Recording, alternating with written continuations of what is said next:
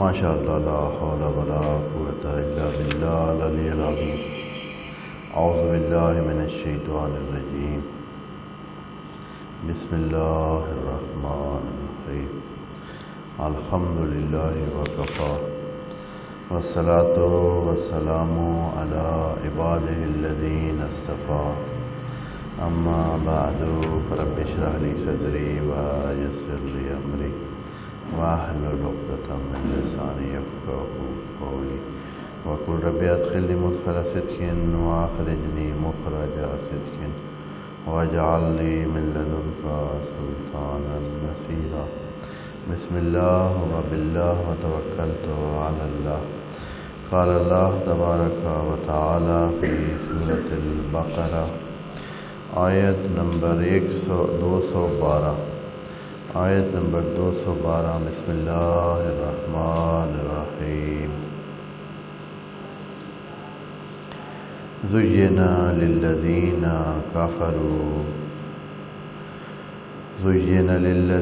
کفروا الحیاۃ الدنیا ویسخرون من الذین آمنوا والذین اتقوا فوقهم یوم القیامہ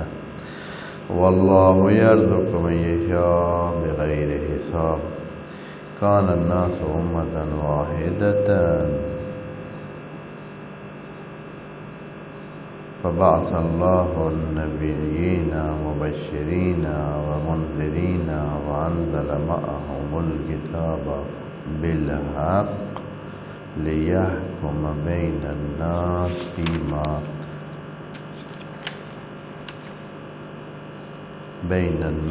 فیما اختلفوا فیہ وما اختلف فیہ الا الذین اوتوہ من بعد ما جاءتهم البینات بغیا بینہم فہدی اللہ الذین آمنوا لما اختلفوا فیہ من الحق بإذنہ واللہ یہدی من یشاء الی صراط مستقیم صدق اللہ العظیم۔ یہ آیات پیچھے سے تقریباً مربوط بھی ہیں اور ایک قسم کی وہ تشریح ہے جو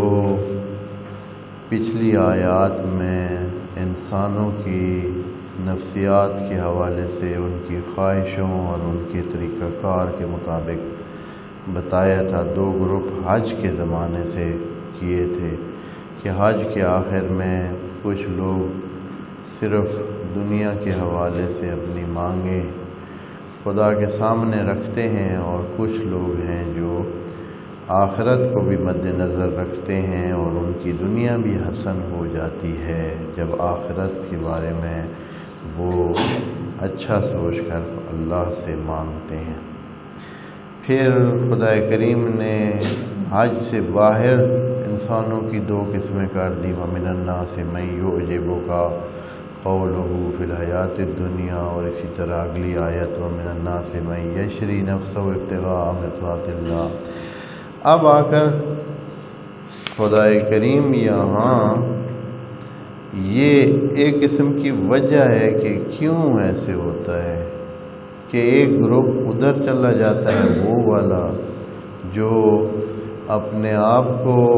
اللہ کے لیے اور بندگی خدا کے لیے وقف کر دیتا ہے اور تمام سعی اپنی کرتا ہے کہ رضا خدا اور رضا الہی کو جلب کرے، اور دوسری طرف ایسا بندہ جو حیات دنیا کے حوالے سے ہی صرف اپنا سارا محور رکھتا ہے، تو کیا ہے اس کی وجہ کیا ہے؟ اور پھر بالآخر وہ چلا جاتا ہے خطوات شیطان کی طرف، اور حتیٰ کہ خدا کریم کو یہ ان کے بارے میں یہ کہنا تک پڑتا ہے کہ آیا یہ لوگ تب مانیں گے جب خدا کریم بھائی خود آ کر ان کو سیدھے راستے پہ ڈالے، تو اللہ نے کہا کہ اس صورت میں تو بات ہی ختم ہو جائے گی، تو اب یہاں طبیعی طور پر انسانوں کو اس دنیا کی کیفیت خدائے منان بتاتا ہے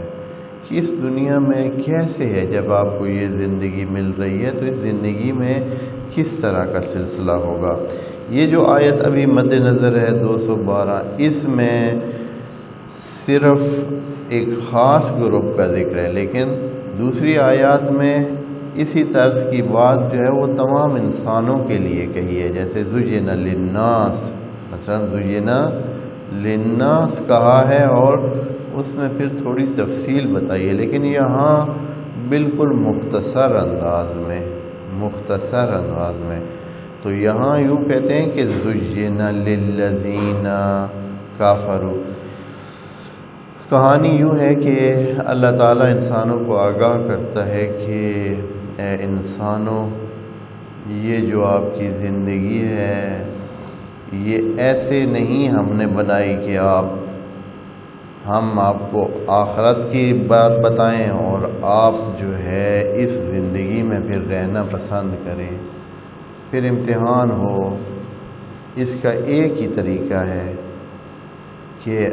اصلی زندگی آخرت ہو، یہ زندگی بھی کیا ہو، انسانوں کے لیے دلچسپی کا باعث ہو. تب آدمی سیکھتا ہے، تب آدمی اپنے آپ کو پرہیز کرا سکتا ہے اور اپنی بندگی خدا کے لیے اقدامات کر سکتا ہے. اگر یوں ہو کہ یہ زندگی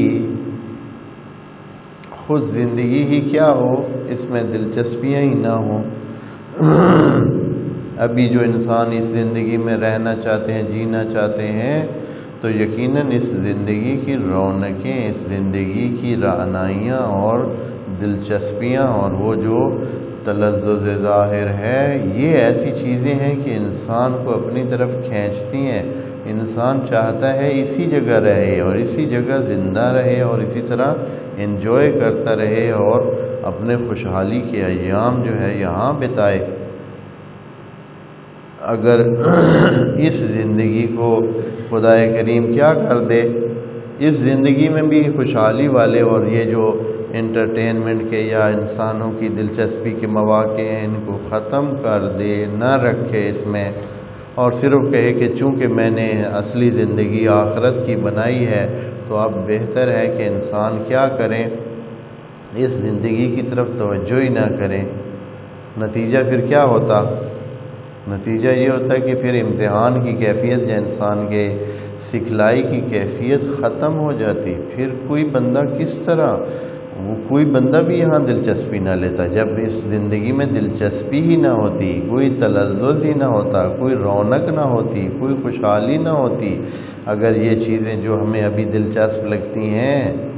جو بھی زندگی کی چیزیں ہیں، جو بھی ہیں، چاہے وہ وسائل ہیں، چاہے وہ انسان کے ساتھی ہیں، چاہے انسان کی جو مقامات ہیں اس طرح کے کہ بھائی وہ اتھارٹیز اس کو مل جاتی ہیں، وہ ایک حکمران بن جاتا ہے، یعنی سیاسی مسائل یا اقتصادی مسائل، یعنی معیشت میں اس کو دلچسپی ہوتی ہے کہ اس کی زیادہ سے زیادہ چیزیں ہوں. اگر ان میں دلچسپی نہ ہو، کوئی دلچسپی نہ ہو چیزیں بنانے میں، وسائل حاصل کرنے میں،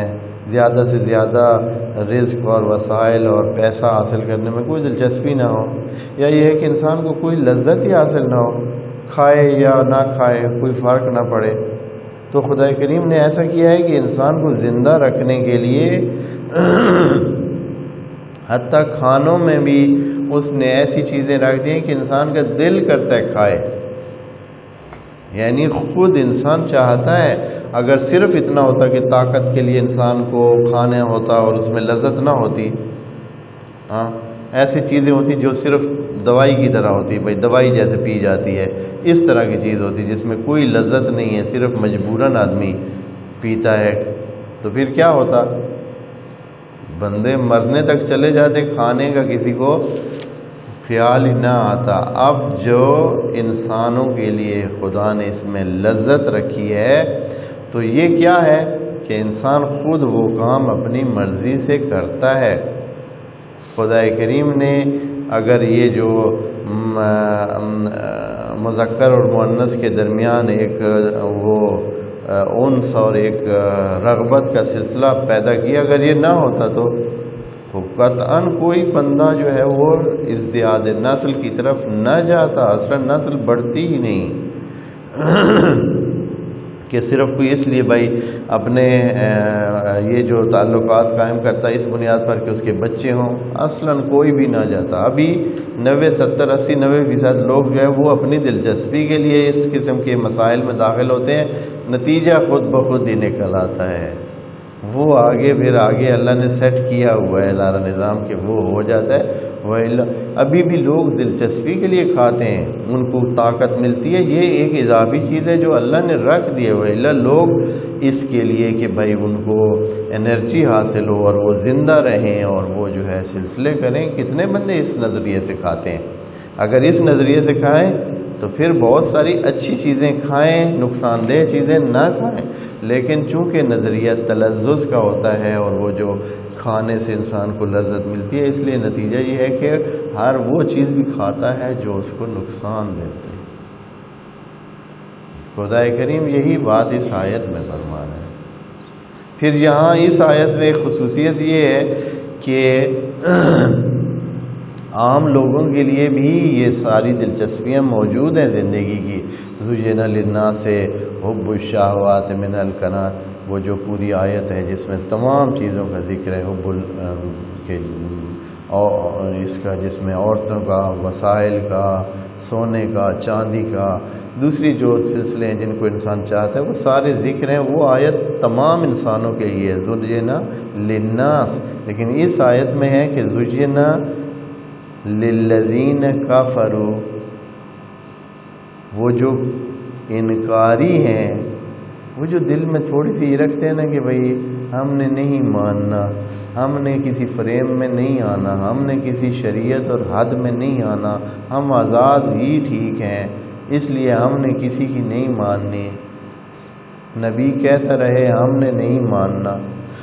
یہ جو ہے ان کے لیے خدا کریم خصوصی کوٹا ان کے لیے رکھتا ہے. پھر ان کی دلچسپی جو دنیا میں ہوتی ہے وہ اور بھی بڑھا دیتا ہے. زُيِّنَ لِلَّذِينَ كَفَرُوا, زُيِّنَ کا جب بھی یا یہ جو قرآن میں مجہول کے صیغے استعمال ہوتے ہیں جیسے یہاں استعمال ہوئے, یہاں اللہ کہہ سکتا تھا زَيَّنَ اللَّهُ للذین کفروا. بہت ساری دوسری جگہوں پہ بھی اسی طرح اللہ اس کام کو اپنی طرف نسبت دے سکتا ہے. یا زینا مثلا کہتے ہیں کہ ہم نے اس کو ایسے مزین کیا, لیکن یہاں کا ہے زینا. یہ جہاں جہاں قرآن میں لفظ کو بطور فعل کو بطور مجہول استعمال کیا گیا ہے, اس کا معنی یہ ہوتا ہے کہ یہ بات بہت فطری انداز میں موجود ہے. آپ کو نظر نہیں آئے گی, آپ کو پتہ نہیں چلے گا, آپ بالکل فطری انداز میں اس چیز سے آپ کو واسطہ پڑے گا اور وہ اسی طرح ہی ہوگی. یعنی یہ اٹل قوانین ہے اسباب اور مسببات کے حوالے سے. خدا کریم نے اسباب اس کے فٹ کر دیے ہوئے ہیں اور یہ نظام اسی طرح چلتا ہی رہے گا, اور یہ سب کے لیے ہے, سب کی فطرت میں ہوگا, سب کے لیے ہوگا, چونکہ یہ کام فطری ہے. زُيِّنَ یا کہیں اگر کہا گیا کھولے کا یا مثلا فلاں یا اس طرح جیسے بھی جو بھی جہاں فعل کو بطور مجہول استعمال کیا ہے خدا کریم نے, وہاں مراد یہ ہے کہ یہ کام بڑے ہی فطری انداز میں, اس لیے اپنی طرف نسبت نہیں دی ہے. کدھر نسبت دی ہے؟ فاعل کو ذکر ہی نہیں کیا ہے کہ یہ سیٹ کر دی گئی ہے. اب یہ ایسے ہی ہوگا, یعنی اب کوئی کافر ہوگا جو انکاری ہوگا, ناشکرا ہوگا, تو حتماً یہ حیات دنیا اس کو اور بھی دلچسپ لگے گی. ایک بندہ ہوتا ہے جو مسلمان ہوتا ہے وہ بھی حیات دنیا کو ترجیح دیتا ہے, لیکن یہ ہے کہ کم از کم کسی زاویے میں اس کو یہ پتہ ہوتا ہے کہ یہ ہے عارضی, میرے پاس ہیں تو صحیح بہت ساری چیزیں, لیکن ہیں کیا عارضی ہیں, اور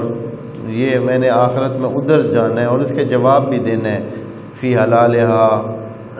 حساب و فی حرامہا عقاب. یہ نظریہ تو موجود ہے نا, تو اس لیے انسان کو جو مسلمان ہوتا ہے, جو مان چکا ہوتا ہے اللہ کو,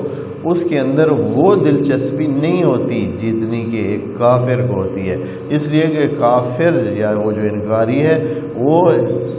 یہ سمجھ رہا ہوتا ہے کہ صحیح آخری یہی دنیا ہے، سب کچھ یہی ہے، ادھر ہی میرا فوکس ہے، اب جتنا کھا پی لیا، جتنا انجوائے کر لیا، جتنے لطف اٹھا لیا، جتنا تلذذ حاصل کر لیا، یہی ایام ہے، تو اس لیے اس کی دلچسپی بہت زیادہ ہوتی ہے۔ تو پھر وہ کیا ہوتا ہے، اس کی وجہ کہ اس کے دل میں خدا کریم مزید اس کی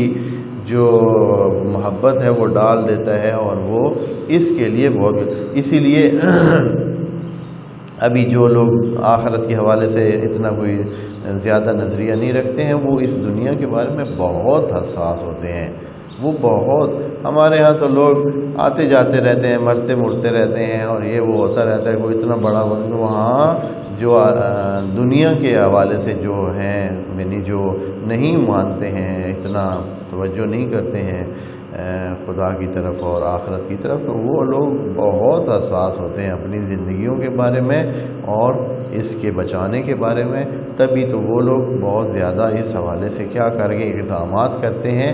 زندگیوں کو بچانے۔ ہمارے لوگ اللہ لوگ ہیں، یہ کیا ہے، بس ٹھیک ہے، جتنے دن جو ہے جی رہا ہے، مر گیا ہے تو مر گیا ہے، بس گیا بھائی، ہاں۔ لیکن ادھر بہت حساس ہے، بہت دھیان کیا جاتا ہے، اور بہت سارے، اس لیے کہ زُيِّنَ لِلَّذِينَ كَفَرُوا الْحَيَاةُ الدُّنْيَا، پہلی زندگی، آپ کو عرض کیا ہے نا، دنیا کا مطلب یہ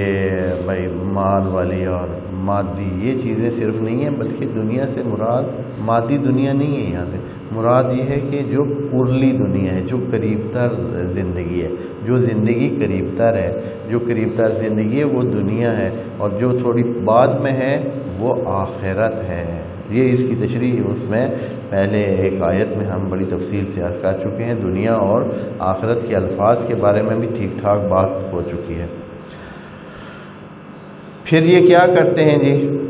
جب وہ دنیا کو خوب انجوائے کر رہے ہوتے ہیں، حیات دنیا کو خوب انجوائے کر رہے ہوتے ہیں، اس لیے کہ اس کو تزئین دے دی گئی ہوتی ہے، ان کے لیے بڑی آسانی بھی ہوتی ہے، اور اس زینہ میں شاید ایک پہلو یہ بھی ہے، صرف یہ نہیں کہ دنیا کو جو ہے مطلب شوکیس میں بہت خوبصورت انداز میں ان کے لیے بنا کر رکھا گیا کہ وہ دیکھتے رہیں اور للچاتے رہیں، صرف کہ دور سے کھڑے ہیں دیکھ رہے ہیں، دنیا کے وسائل جو ہے وہ ہیں لیکن ان کے پاس نہیں ہے۔ زینہ کے معنی میں یہ چیز بھی داخل ہے کہ یہ وسائل ان کو حاصل بھی ہیں۔ زُيِّنَ لِلَّذِينَ كَفَرُوا خصوصی طور پر جو کہا ہے، تو اس کا مطلب ہے کہ بھائی اللہ تزئین کے اگر پرایا مال ہے تو چاہے جتنا بھی وہ اچھا اور خوبصورت اور دلچسپ ہو، اور اس میں بہت سارے تلذذ اور رونق کے سلسلے موجود ہوں، لیکن میرے لیے اس کا کیا حاصل ہے؟ مجھے تو اور بھی تکلیف ہوگی کہ بھائی میرے پاس ہے نہیں، ادھر سب دوسری طرف سب چیزیں ہیں اور وہ ممکن ہے۔ تو یہاں زینہ کا معنی مکمل نہیں ہوگا۔ زینہ کا معنی مکمل تب ہوتا ہے کہ جب یہ وسائل پھر اللہ ان کو دیتا بھی ہے اور وہ جو ہے خوب اچھے انداز میں ان کے سامنے ان کو پیش بھی کرتا ہے، کہ تاکہ ان کی ساری دلچسپی انہی وسائل میں اور انہی دنیا کے سلسلوں میں چلی رہے، اور وہ آخرت سے کیا ہوں، محروم ہو جائیں۔ خدا کریم نے ایک آیت میں قرآن کی یہ تک کہا ہے کہ اگر ہم یہ نہ چاہتے کہ لوگوں میں ایک تقریباً برابری کی ظاہری سطح برابری کی قائم رہے، نہیں، اگر ایسا نہ ہوتا تو جو اللہ کے لیے، جو اللہ کے نافرمان ہیں اور جو کافر ہیں، ہم ان کو ایسے گھر فراہم کرتے کہ ان کے جو ہے کیا ہوتے، سونے کے دروازے ہوتے۔ یہ قرآن کی آیت کے الفاظ ہیں جی، کہ چاندی کے دروازے لگے ہوئے ہوتے ان کے گھروں کے، ہم اس لیول کے ان کو گھر اور اتنی اچھی قسم کے سلسلے بنا کے، یعنی دنیا کے حوالے سے ان کو بھر دیتے، ہر چیز دیتے تھے، صرف ہم چاہتے ہیں کہ اس طرح پھر ہوگا کیا؟ خدا کریم نے وہ خدشہ بھی اس آیت میں ذکر کیا ہے کہ اگر ہم ایسا کریں تو یہ جو چکا پھکا بچا ہوا ہے مسلمانوں کا، یہ بھی کافر ہو جائیں گے۔ بھائی سب کو جو گھر مل رہے ہیں ادھر،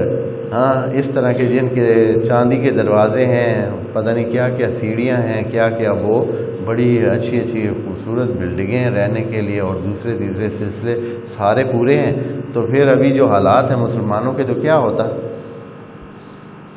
ہاں ابھی ہی کوئی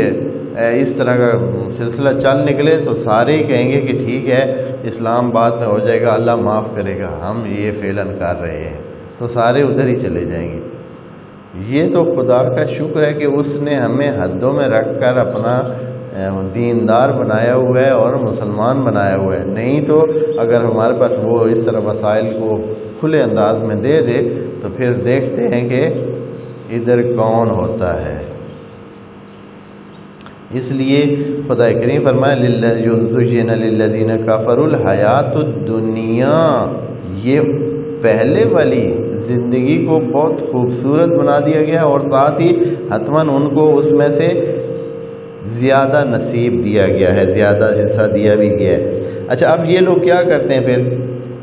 واضح ہے کہ جب ان کے پاس وسائل ہیں اور ان کے پاس سارے سلسلے ہیں اور وہ انجوائے کر رہے ہیں، تو اس کا نتیجہ یہ ہے کہ وہ نہ صرف وسائل کو استعمال کر رہے ہیں اور سلسلے اپنے کر رہے ہیں، بلکہ وہ جو مومن ہیں ان کے ساتھ اب مذاق بھی کرتے ہیں، ان کا مذاق بھی اڑاتے ہیں۔ کہتے ہیں کہ یار دیکھیں نا مسلمانوں کی حالت دیکھیں، یا خصوصاً مثلا مسلمانوں کے معاشرے میں ہو تو جو لوگ تھوڑے سے دیندار ہوتے ہیں وہ تھوڑے کمزور ہوتے ہیں، تو پھر وہ لوگ جن کے پاس بہت وسائل، ہاں دیکھو اے یار ایسے ہی لوگ ہیں، اسی طرح ہی ہیں، یہ اسی طرح کمزور وسائل والے لوگ ہیں، اور اسی طرح یعنی ان کے ساتھ کیا کرتے ہیں، ان کے پاس تو کھانے پینے کے بھی وسائل پورے نہیں ہوتے، وہ کیا سے کیا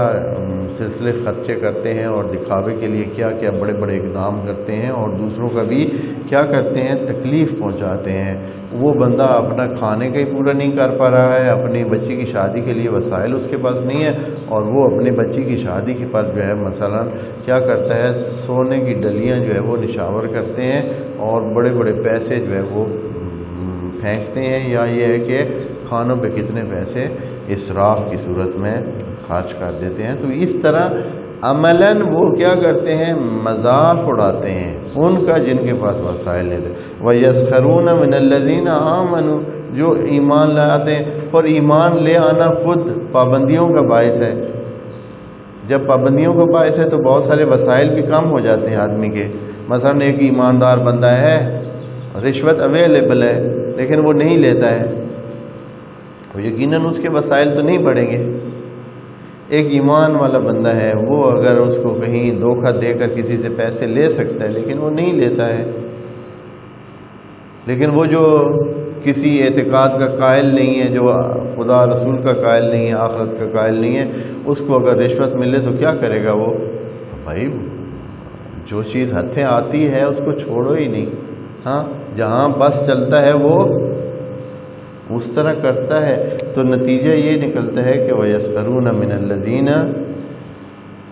آمَنُوا، وہ لوگ اپنے عمل سے، اپنی باتوں سے، صرف باتوں سے نہیں، ہاں یہ وَيَسْخَرُونَ مِنَ الَّذِينَ آمَنُوا صرف باتوں سے نہیں ہوتا ہے کہ بھائی وہ باتیں کرتے ہوں کہ ہاں بھائی دیکھیں نا فلاں کا حال دیکھیں، اس کا حال دیکھیں، یا یہ دیں، نہیں، بلکہ اپنے عمل سے وہ مذاق اڑا رہے ہوتے ہیں۔ ہاں یقیناً ان کی جب وہ بڑی لچ پچ والی گاڑیاں ادھر سے گزرتی ہیں یا ادھر رکتی ہیں، اور وہ غریب درمیانہ وسائل والا مومن آدمی جس کی ایسے درمیانہ قسم کی گاڑی ہے جس کے شیشے بھی پورے نہیں ہیں، تو وہ یقیناً وہ کیا ہوتا ہے، اس پر اثر پڑتا ہے، شرمندہ ہوتا ہے، اور وہ بھی جان بوجھ کر اور باقاعدہ اس کے ساتھ ان کے سامنے سے جو ہے نا، یا ان کے سامنے آ کر یا ان کے آس پاس میں اس طرح کے عمل کرتے ہیں جس سے ان لوگوں کو کیا ہوتا ہے، وہ تکلیف پہنچتی ہے، اور یہ قسم کا ان کا مذاق اڑاتے ہیں۔ یہی مذاق ہوتا ہے، ایسے نہیں کہ بھائی باقاعدہ ان کو جملے کسے جاتے ہوں کہ بھائی آپ کے پاس نہیں ہے اور ہمارے پاس ہے، اور اپنی شکل دیکھیں، اپنے کپڑے دیکھیں، اپنے حالات دیکھیں، اپنا گھر دیکھیں، ایسے کام تھوڑے کہتے ہیں، لیکن یہ ہے کہ اپنے عمل سے ان کو کیا کرتے ہیں، ان کا مذاق اڑاتے ہیں۔ اچھا، خدا کریم یہاں تھوڑا سا نا، جیسے کہ یہ قرآن کا طریقہ کار ہے کہ ایسے بات کو لمبا نہیں ہونے دیتا ہے کہ پھر آخر میں تبصرہ کرے، نہیں، پہلے ادھر ہی بات کو روک کر اللہ اپنا تبصرہ کیا کر دیتا ہے، پہلے ادھر ہی اپنا تبصرہ درمیان میں ڈال دیتا ہے کہ بات زیادہ ذہن سے دور نہ ہو، ابھی ذہن میں کھڑی ہو کہ فوراً اوپر سے جو ہے اپنا جملہ اللہ فرما دیتا ہے۔ کہتے ہیں کہ والذین اتقوا فوقہم یوم القیامہ، یاد رہے کہ جو متقی ہیں، جو تقوی اختیار کر رہے ہیں اور زندگی حیات دنیا سے دور ہیں، ان کے پاس وسائل کم ہیں، یا یہ ہے کہ وسائل ہیں تو بھی وہ استعمال کرنے کی اجازت نہ ہونے کی وجہ سے استعمال نہیں کرتے ہیں، ان کے پاس رشوت آ سکتی ہے، وہ بہت سارے دوسرے طریقوں سے، غیر قانونی طریقوں سے بہت سارے وسائل ہتھیار سکتے ہیں، لیکن وہ نہیں کرتے ہیں اور تقوی اختیار کرتے ہیں، تو یہ اوپر ہوں گے ان کے جو آج ان کا مذاق اڑاتے ہیں۔ یعنی آج اگر وہ تھوڑی سی وجہ 4 دن کی زندگی کے لیے اپنے اس لچ پچ میں جو ہے وہ اس طرح کا انداز اپناتے ہیں کہ اس سے وہ کم وسائل والے لوگ متاثر ہوتے ہیں، تو کل یوم القیامہ جو کہ اس کے بعد بہت لمبی زندگی ہے، کیا ہوگا، یہ ان کے اوپر ہوں گے اور بڑے لمبے عرصے کے لیے، یہ 4 دن کے لیے نہیں ہوگا کہ کچھ دن جو ہے وہ بندہ انجوائے کر کے چلا جائے، بلکہ پوری زندگی۔ والذین اتقوا فوقہم، اور وہ جو تقوی اختیار کرتے ہیں وہ ان کے اوپر ہوں گے۔ ہاں، کب؟ یوم القیامہ، قیامت کے دن۔ اور یہ ہے کہ بعض اوقات لگتا ہے کہ قیامت تو بڑی دور ہے، اللہ پتہ نہیں کب آئے گی، ہاں بڑی ہی دور ہے، کب آئے گی؟ لیکن یہ ایک بہت سمپل سی بات ہے، کتنی سادہ بات ہے کہ کس طرح دور ہے۔ انسان کے پاس تو سارے 70-80 سال ہیں، 70-80 سال کے بعد اس کا تو کوئی دور اور نزدیک کی بات ہی نہیں ہے، اس کا تو پیریڈ ختم ہو گیا۔ یعنی ہمارے پاس ہم بہت بھی قیامت ہم سے دور ہو تو کتنی ہی دور ہے جی، یہی 70-80 سال دور ہے نا، اس کے بعد زندگی تو ہے نہیں۔ انسان چاہے وہ اس حالت میں ہو کہ کوئی اسے سلسلہ نہ ہو قیامت تک، بالکل خواب محض میں ہو اور پتہ ہی نہ ہو، زندگی درمیان میں سٹاپ ہو جائے، جیسے رات ہوتی ہے، آدمی کہتا ہے کہ کوئی کہتا ہے کہ کتنا سفر اور رہتا ہے، مثال کے طور پہ ایک بندہ سفر کر رہا ہے تو کتنا اور سفر رہتا ہے، تو اس کو اگر کہا جائے کہ آدھا گھنٹہ رہتا ہے، کیوں؟ اس لیے کہ ابھی آپ کو نیند آ گئی، نیند آ جائے گی، صبح تک آپ گاڑی میں آرام سے، اگر کوئی ایسی گاڑی ہے جس میں سونے کے وسائل موجود ہو، سوتے رہیں گے، صبح جب جاگیں گے تو 15 منٹ بعد آپ نے اترنا ہوگا، تو آپ کو کتنی دور لگی ہے۔ اسی طرح یہ جو درمیان میں ہماری زندگی کے بعد وقفہ ہے وہ ہمارا اسی طرح ہی سونے کی مرکد میں، ہم مرکد کا مطلب ہوتا ہے بالکل آرام کی جگہ، رکود کی جگہ، آرام کی جگہ، سونے کی جگہ، وہ درمیان والا عرصہ جتنا بھی ہے، اب جو مثلا کروڑ سال پہلے بندہ مرا ہے، قیامت اس کے لیے کیا دور ہے، جب وہ اٹھے گا، اٹھایا جائے گا تو ایسے لگا کہ آدھا گھنٹہ پہلے جو ہے وہ مرا ہے، اب اس کو اٹھا دیا گیا۔ درمیان والا تو بالکل ایسے لگتا ہے، قرآن کے الفاظ بھی ہیں اس بارے میں کہ ایسے لگے گا کہ جیسے ابھی یار ہمیں کس نے جگا دیا ہے، بلکہ وہ کہیں گے کس نے ہمیں جگا دیا ہے۔ وہ سورہ یاسین میں ہے، من مرکدنا ھذا، من بعثنا من مرکدنا، کس نے ہمیں جگا دیا ہے، وہ یعنی اس طرح بڑبڑا کے کہیں گے کہ بھائی کس نے ہمیں جگا دیا ہے، اس طرح کا ایک سلسلہ۔ تو بس کتنی دور ہے قیامت؟ خدا کی کائنات میں قیامت چاہے کروڑوں اربوں سال کے عرصے کے بعد واقع ہو، لیکن ہم انسانوں کے لیے کتنی دور ہے؟ ہم انسانوں کے لیے تو بس یہی 70-80 سال کے بعد قیامت ہے نا، اس لیے کہ درمیان میں اگلا جو سارا سلسلہ ہے وہ ہمیں ہماری لا علمی اور ہمارے ایک خاص قسم کے یعنی اس بے شعوری کے اس میں گزر جائے گا جس میں ہمیں پتہ ہی نہیں ہوگا کہ کیا ہوا کیا نہیں. درمیان والے کروڑوں سال گزر جائیں گے اور ہمیں پتہ بھی نہیں ہوگا. تو پھر قیامت کتنی دور ہوئی؟ بالکل قریب ہے. بس اتنی زیادہ دور نہیں ہے کہ ہم کہیں کہ اے اللہ تیرا وعدہ تو پھر بہت ہی لمبا ہے. ہاں جو بیچارے کروڑوں سال پہلے فوت ہوئے ہیں وہ تو ابھی کیا ہوں گے؟ پڑے ہوں گے بھائی انتظار میں. تو یہ انتظار ہی ان کو مار دے گا. ایسی بات نہیں ہے، بالکل اور صورت ہے. واللہ یرزق من یشاء بغیر حساب. اور یہ بھی جان لیں کہ اللہ کا جو رزق دینے کا حساب کتاب ہے، ہاں جس کو وہ چاہے تو بغیر حساب کے رزق دیتا ہے جس کو چاہے. یہ بات جو ہے اس لیے کہی ہے کہ یہ ہو سکتا ہے کوئی سوال کرے کہ اے اللہ یہ مسلمانوں کا تو مذاق اڑایا جائے گا یا مومنوں کا؟ اتنے وسائل کم ہوں گے اور وہ جو کافر ہیں ان کے لیے تزیین کر دی گئی ہے حیات دنیا، ان کے لیے بڑی ہی مرتب کر دی گئی ہے اور ایسے کہ ان کو بہت ہی اچھا اس کا رخ دکھا دیا گیا ہے. تو یہ تو خدا کریم آخر میں اس بات کا بھی یہ ایک قسم کا جواب دے رہا ہے کہ وہ بہتر جانتا ہے، کیونکہ دوسری آیات میں اللہ کے چاہنے کا بھی ایک وجہ بتاتے ہیں کہ بھائی کس وجہ سے اللہ کسی چیز کو چاہتا ہے کسی چیز کو نہیں چاہتا ہے. تو وہ بھی ایک خاص حساب کتاب کے ساتھ ہے. تو اس لیے اللہ نے یہاں صرف کہا ہے کہ واللہ یرزق، اللہ رزق دیتا ہے من یشاء جس کو چاہے بغیر حساب. اب بغیر حساب کے معنی تو دو معنی اس کے ہو سکتے ہیں، یا یہ ہے کہ دو بھی نہیں بلکہ دو سے زیادہ معنی. نمبر یہ ہے کہ کس کھاتے سے یہ چیز دیتا ہے، کس طرح دیتا ہے. ہمارا تو اسٹیمیٹ یہ ہوتا ہے کہ مثلا مجھے تنخواہ ملے گی میرے پاس پیسے آ جائیں گے، یا مجھے فلاں بزنس میں اتنا پیسہ مل جائے گا فلاں. لیکن اللہ کہتے ہیں یہ تمہارے حساب کتاب ہیں، یہ جو آپ کے حساب ہیں ان حسابوں کے ساتھ نہیں. اللہ جب دینا ہے اس نے تو ہو سکتا ہے کہ آپ کیا ہے آپ کا پاؤں کسی چیز کے ساتھ ٹکرائے اور وہ کیا ہو جائے، وہ اس نیچے سے جو ہے خزانہ اس کا نکل آئے، یا اس طرح کی لیول کے ایسے کام. اصلا آپ کو پتہ ہی نہیں تھا کہ ایسے آپ کے پاس کس طرح جو ہے نا وہ پیسے جن کا آپ کبھی امید ہی نہیں رکھتے تھے کہ یہ پیسے میرے پاس آ جائیں گے، وہ اس سائڈ سے پیسے آ جائیں. یہ ایک حساب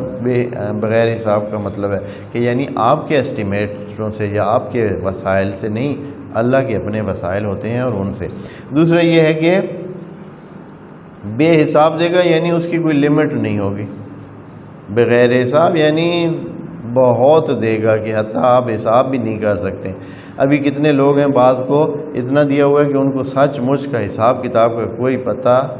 نہیں ہے. ان کے اگر کوئی 10 20 15 ہزار گر بھی جاتا ہے ادھر ادھر ہو جاتا ہے اور ان کو بھول جاتا ہے تو خیر ہے، کوئی ان کو پتہ ہی نہیں ہوتا کہ ان کے مثلا اتنے پیسے فلاں جگہ رہ گئے تھے یا رکھ دیے تھے یا کسی کے پاس رہ گئے ہیں یا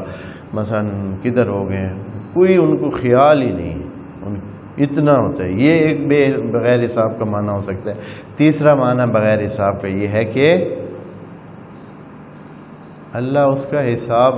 نہیں لے گا. جس کو چاہے گا تو حساب اس کا نہیں لے گا، محاسبہ اس کا نہیں ہوگا. یہ حساب کا جو ویسے مصدر ہے یہ اسی محاسبہ کا دوسرا مصدر ہے. آپ لوگ جو صرف کے مہارت رکھتے ہیں وہ جانتے ہیں کہ کیا ہے اس کا حاسبہ یحاسب محاسبہ حساباً و حساباً. وہ جو اس کے اضافی مصدر دو ہیں ان میں سے ایک کیا ہے؟ حساب. یہ کتاب کے وزن پہ ہے اور یہاں محاسبہ ہی اس کا محاسبہ اس کا اس سے مراد ہے. بہرحال تو تیسرا معنی یہ ہو گیا. انشاءاللہ ہم اس کے جو آگے آیت ہے اس کو بھی دیکھیں گے. آج ہم اسی جگہ پہ ہی اقتناء کرتے ہیں اور انشاءاللہ اگلی آیت 213 کو اگلے اس میں دیکھیں گے. والسلام علیکم ورحمۃ اللہ وبرکاتہ.